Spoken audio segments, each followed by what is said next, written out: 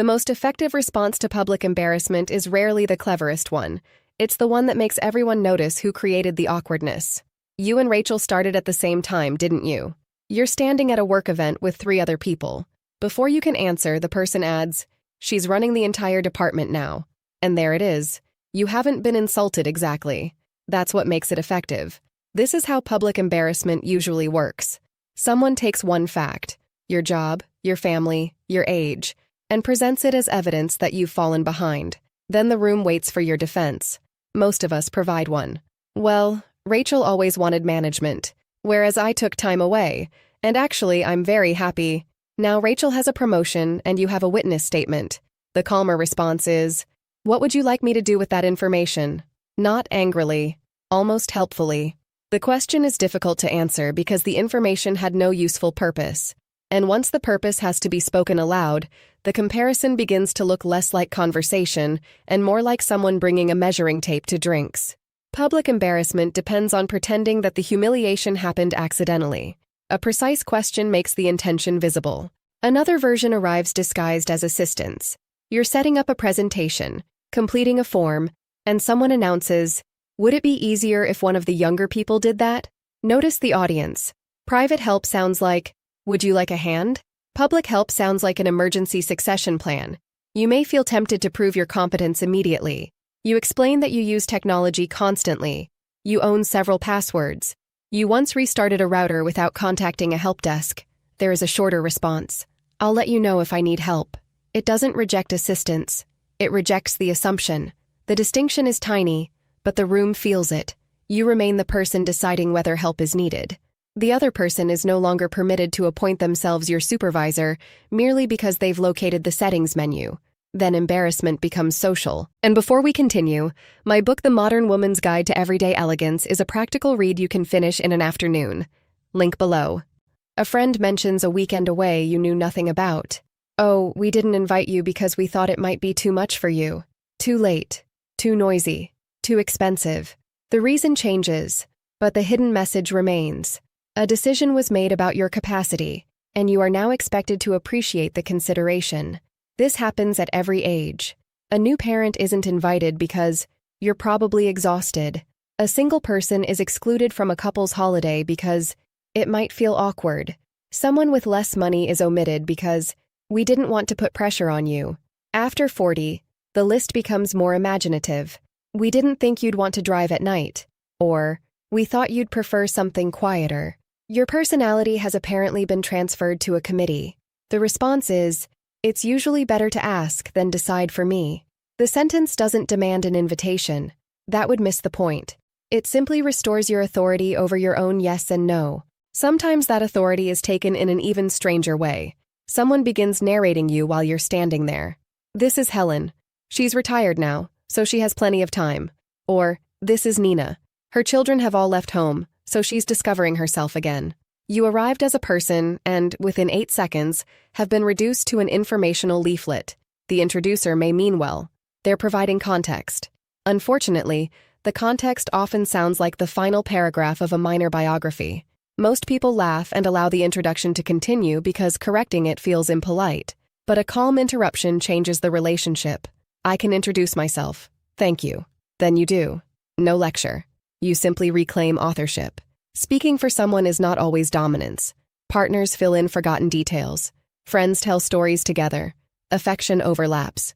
But when someone repeatedly describes your life, answers questions addressed to you, or decides which version of you the room will receive, they are doing more than talking. They are quietly establishing who has authority over your identity. Family brings its own version. Your daughter still isn't married? Or, is your son ever going to buy a house? And because there's an audience, you begin explaining. "Well, the housing market is difficult, and he's very busy." Within moments, your son's private life has become a public inquiry, and Aunt Susan is requesting supplementary documents. The response is, "You'll have to ask him." 4 words, and the entire administrative structure collapses. You're not ashamed of your child. You're recognizing that another adult's decisions do not become your public performance review. Parents are judged strangely through their grown children.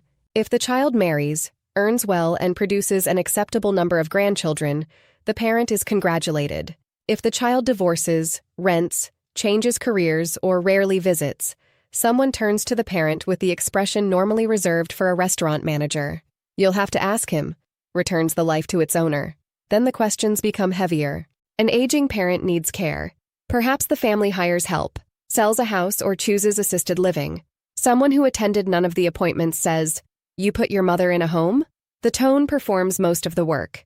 It takes years of medication, falls, interrupted sleep, sibling negotiations, and impossible choices, then compresses them into one accusation before the coffee has arrived. You want to explain everything. You want the room to understand that you tried, that the decision wasn't casual, that love and capacity are not the same thing. But someone who asks this publicly is rarely requesting the full medical archive. A restrained answer is, "You don't know enough about the situation to judge it." That sentence names the actual problem, not disagreement. Insufficient information presented with surplus confidence.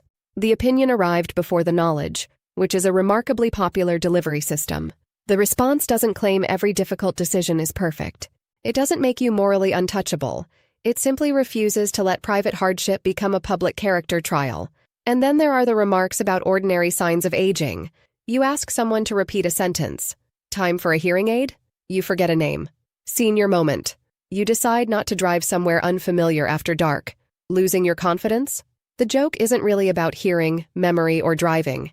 It is an announcement that one small change has been entered as evidence of general decline. The expected response is laughter. You're supposed to help make the case against yourself so everyone knows you're a good sport. But there is a question that leaves the burden exactly where it belongs. "What do you mean?" Calmly. No offended speech.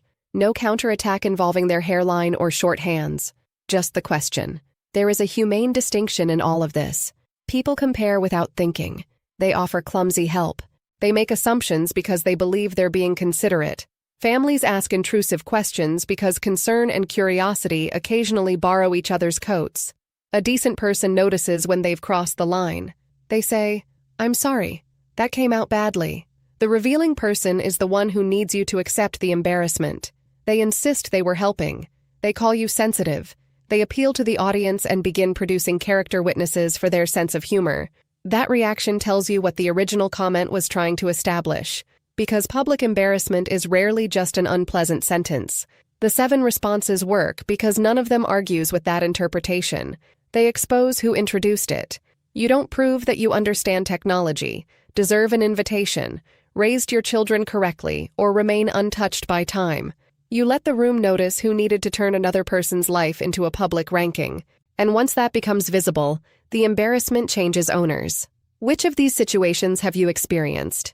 Let me know in the comments. Don't forget to like, subscribe, and check the links below. As always, stay classy. Manners matters.